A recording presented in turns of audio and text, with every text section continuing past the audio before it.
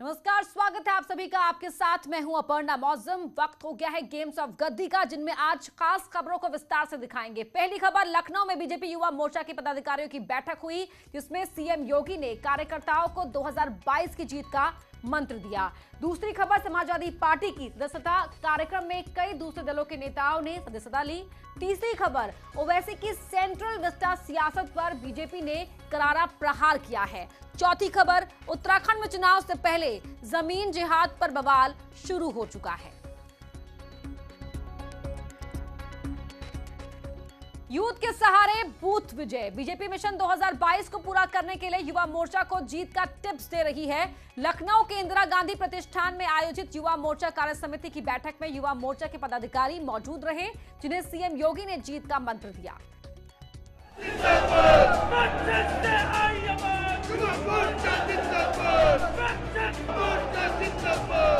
Mission 2022 को जीत में बदलने के लिए बीजेपी कोई कोर कसर नहीं छोड़ना चाहती है। यूपी में हर बूथ को मजबूत करने के लिए बीजेपी ने युवा कार्यकर्ताओं को जीत का मंत्र दिया है। उत्तर प्रदेश के बारे में ये बातें क्यों देश और दुनिया में कही जाती थी कि उत्तर प्रदेश तो दंगा प्रदेश है, कारण जरूर रहे होंगे। और मुझे लगता है कि आप जैसे युवाओं को उन कारणों में जाना होगा। पहले बीमारी को स्वीकार करना, फिर उसके कारणों में जाना और फिर उसके निवारण के उपाय की ओर अग्रसर होना। युवाओं को विजय मंत्र देने के लिए इस बैठक में बीजेपी के प्रदेश अध्यक्ष स्वतंत्र देव सिंह, प्रदेश प्रभारी राधा मोहन सिंह और संगठन मंत्री सुनील बंसल समेत कई युवा विधायक और पदाधिकारी शामिल हुए। क्योंकि युवा मोर्चा ही वो एक माध्यम है जहां से भविष्य के कार्यकर्ता हमको मिलते हैं। अगर युवा मोर्चा सही प्रकार से संगठनात्मक दृष्टि से काम करने वाले कार्यकर्ताओं को तैयार करेगा तो भविष्य में एक अच्छी नई पीढ़ी हमको यहाँ युवा मोर्चा के माध्यम से मिलेगी। यानी आप सब भविष्य की भारतीय जनता पार्टी है। लखनऊ के इंदिरा गांधी प्रतिष्ठान में आयोजित बीजेपी युवा मोर्चा के कार्यक्रम में प्रदेश युवा मोर्चा के सभी पदाधिकारी पहुंचे। प्रदेश कार्य समिति की बैठक का उद्घाटन युवा मोर्चा के राष्ट्रीय अध्यक्ष तेजस्वी सूर्या ने किया। आज हमारा कमिटमेंट है सबका साथ सबका विकास। सपा में क्या था, अखिलेश जी की सरकार में क्या था,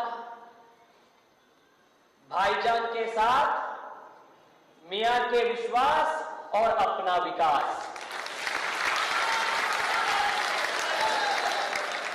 राम राज्य है सबका साथ सबका विकास सबका विश्वास, यह राम राज्य।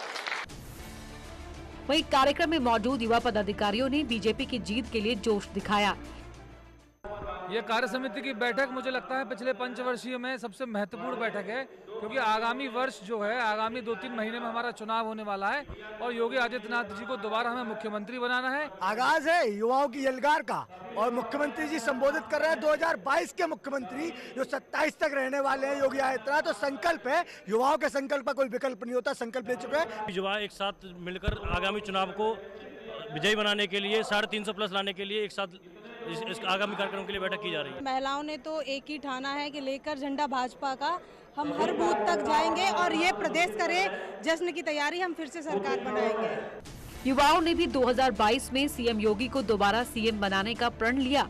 इसलिए युवा कार्यकर्ताओं के सहारे यूपी में बीजेपी हर बूथ को मजबूत करने में जुटी है। कि आगामी चुनाव को लेकर के किस तरीके से युवा मोर्चा के कार्यकर्ताओं को क्षेत्र में जाना है, जिलों में जाना है और सरकार ने जो कामकाज किए हैं उसको लेकर आगे बढ़ना है। हालांकि देख सकते हैं आप यहाँ पर कि जय श्री राम के नारे भी लगाए जा रहे हैं, भारत माता की जय के नारे भी लगाए जा रहे हैं। यानी कि जो युवाओं का उत्साह है उसको यहाँ पर ज्यादा धार देने के लिए प्रदेश कार्य समिति की बैठक कई मायनों में महत्वपूर्ण है। लखनऊ।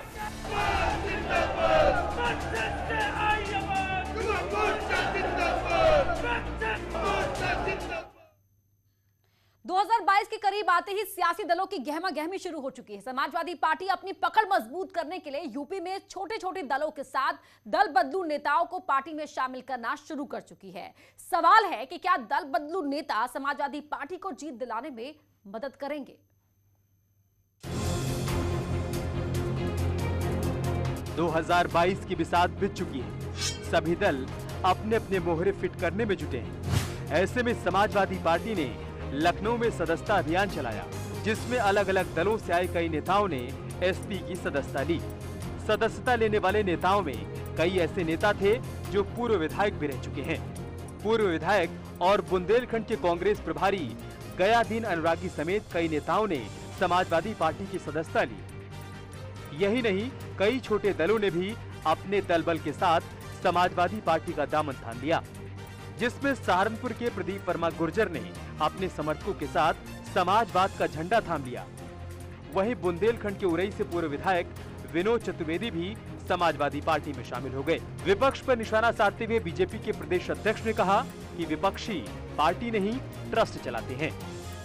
विपक्षी कोई पार्टी नहीं है, ट्रस्ट है, राजनीतिक दल नहीं, एक परिवार चलाता है पार्टी। ये लोकतंत्र है। हमारे बूथ अध्यक्ष भी कल का ये प्रदेश अध्यक्ष हो सकता है। वहीं लखनऊ में सदस्यता अभियान के बाद अखिलेश यादव ने सरकार पर जमकर निशाना साधा। अखिलेश यादव ने बीते पंचायत चुनाव का जिक्र करते हुए ईवीएम पर भी निशाना साधा। साथ ही महंगाई को लेकर सरकार को घेरने की कोशिश की। बैलेट से अभी हारी है, अभी Bharatiya Janata party ballot board से हारी है। पूरा चुनाव बैलेट से पड़ा। जिला पंचायत का चुनाव, प्रधानी का चुनाव, बीडीसी का चुनाव बैलेट से पड़ा। बीजेपी बुरी तरह हार गई। समाजवादी सरकार बनाइए, ईवीएम हटाइए। महंगाई, डीजल, पेट्रोल, खाद, बिजली, इन सवालों का कोई मतलब ही नहीं बना। बीजेपी जानती नहीं है कि महंगाई हो गई। 2022 यूपी विधानसभा चुनाव अब करीब आ रहा है। हर पार्टी अपने वोट बैंक को साधने में जुटी है। ऐसे में अखिलेश यादव को भरोसा है कि 2022 फतेह करने में दूसरे दल से आए नेता उन्हें गद्दी पर बिठाएंगे। Bureau report, news 18। 2022 की जंग में कूदे ओवैसी सरकार पर हमला बोलने से नहीं चूक रहे हैं। बहराइच में जनसभा को संबोधित करते हुए ओवैसी ने पीएम मोदी के सेंट्रल विस्टा विजिट पर सवाल खड़े किए, जिसके बाद बीजेपी ने ओवैसी पर हमला बोला।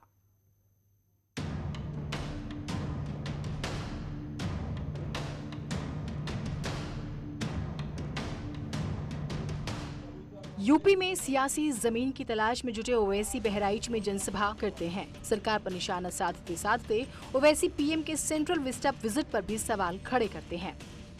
जब उत्तर प्रदेश में गरीब मर रहा था घुट घुट कर, प्रधानमंत्री नहीं आए देखने के लिए क्या हो रहा है, कैसे हो रहा है, मगर पार्लियामेंट की एक ज़ेरे तामीर बिल्डिंग को देखने के लिए प्रधानमंत्री अपने कैमरामैन को, अपने फोटोग्राफर को लेकर जाते हैं। वहीं बीजेपी ने ओवैसी को विकृत मानसिकता का नेता करार दिया। देखिए, ओवैसी जी एक विकृत मानसिकता के नेता हैं। वो अगर प्रधानमंत्री जी के विषय में सोचेंगे तो ना तो वो उनके बराबर काम कर सकते हैं, ना उनमें वो संवेदनशीलता है। प्रधानमंत्री जी ने जाति और धर्म की चिंता किए बिना ऐसे 40 करोड़ से ज़्यादा लोगों को, जिनके पास छत नहीं थी, जिनके पास बच्चों को स्कूल भेजने की क्षमता नहीं थी, जिनके घर में शौचालय नहीं थे, बिजली नहीं थी, गैस की वो कल्पना नहीं कर सकते थे, कुकिंग गैस की, ऐसे सब लोगों की ज़रूरतें पूरी करने का काम मोदी जी कर रहे हैं। ओबीसी की बात पर मैं बहुत ज़्यादा कोई टिप्पणी नहीं करना चाहता। पूरा देश जानता है जिस तरह से माननीय प्रधानमंत्री के नेतृत्व में ये कोरोना के खिलाफ हमने लड़ाई लड़ी है, और कोई हम यहाँ से नहीं कह रहे हैं, पूरा देश जानता है। दरअसल 2022 के दंगल में कूदने के लिए ओवैसी बहराइच में जनसभा को संबोधित कर रहे थे और वोट बैंक बनाने की जरूरत में सरकार पर वार कर रहे थे। Bureau report, news 18 network. और अब बात करते हैं उत्तराखंड में चुनाव से ठीक पहले मचे जमीन जिहाद की। तो उत्तराखंड में भू कानून, जनसंख्या कानून और जमीन जिहाद को लेकर सरकार गंभीर है। सीएम का कहना है कानून से लेकर जांच की जो बात हो रही है वो उत्तराखंडियत के लिए हो रही है, किसी चुनावी एजेंडे के लिए नहीं।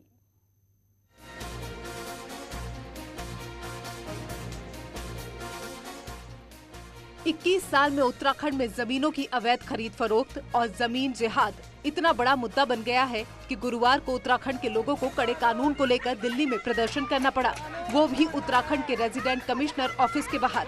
कुल मिलाकर देवभूमि का अस्तित्व बचाने की लड़ाई बड़ी होती जा रही है और इस मुद्दे पर मुख्यमंत्री पुष्कर धामी ने अपना स्टैंड साफ कर दिया है। मुख्यमंत्री का कहना है कि राज्य को अपराध से बचाने, संस्कृति और उत्तराखंडियत को बचाने के लिए जो जरूरी है वो किया जा रहा है। देखिए, जो हमने यहाँ पर एक विशेष जो हमने कहा है जांच की बात, वो जांच हमारी जो है उत्तराखंड के हित में है। उत्तराखंड में जमीनों की अवैध खरीद फरोख्त का मसला बड़ा संकट बन सकता है और कुछ जगहों में विशेष समुदाय और जनसंख्या असंतुलन बढ़ रहा है। यही चिंता सरकार को सता रही है, लेकिन कांग्रेस नेता हरीश रावत को उत्तराखंड में ऐसा नहीं लगता। ये विशेष समुदाय की थ्योरी को भाजपा को स्पष्ट करना चाहिए और ये देश के अंदर लोगों के दिलों को बांटने के लिए चीजों का इस्तेमाल नहीं करना चाहिए। मुख्यमंत्री पुष्कर धामी हो या फिर दिल्ली में प्रदर्शन कर रहे उत्तराखंड के लोग, सबकी चिंता देवभूमि के अस्तित्व को लेकर है और आने वाले चुनाव में ये भी एक बड़ा मुद्दा बनता जा रहा है।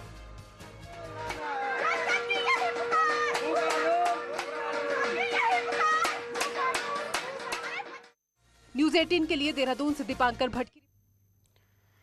उत्तराखंड में कई जगहों पर अवैध कब्जा किया गया है। इस तरह के कई मामले सामने भी आ चुके हैं। नैनीताल के कई इलाकों में अवैध कब्जा हुआ है। जो स्थानीय लोग हैं उसकी वजह से कारोबार नहीं कर पा रहे। बात टिहरी की कर ले तो टिहरी में डैम के पास अवैध मस्जिद का मामला सामने आया।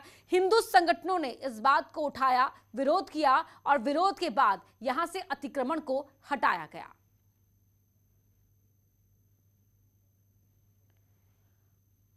तो सोशल मीडिया प्लेटफॉर्म पर आज का ये सवाल है, यूपी चुनाव में छोटे राजनीतिक दल बड़ी भूमिका निभाएंगे या नहीं निभाएंगे।